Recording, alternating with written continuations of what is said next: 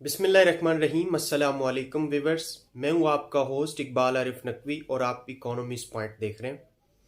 Dear viewers, इस video में हम सिचुएशनल पॉवर्टी पर बात करेंगे।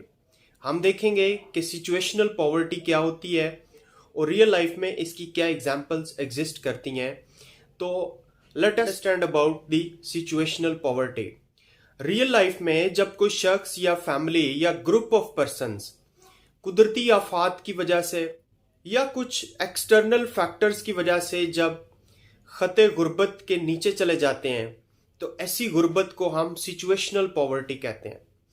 मिसाल के तौर पे अगर फ्लड्स की वजह से कुछ लोग बेरोजगार हो जाएं या बेघर हो जाएं, ड्राट या कहत साली की वजह से, खानदान के किसी सोल ब्रेड अर्नर या वाहिद कफील की डेथ की वजह से, किसी एक्स्ट्रा ऑर्डिनरी सिचुएशन में जॉब के चले जाने की वजह से, किसी मोहलक वबा या सीरियस इलनेस की वजह से या डाइवोर्स की वजह से अगर लोग अनएम्प्लॉयड हो जाएं या फिर गुर्बत में चले जाएं तो ऐसी गुर्बत को हम सिचुएशनल पॉवर्टी कहते हैं।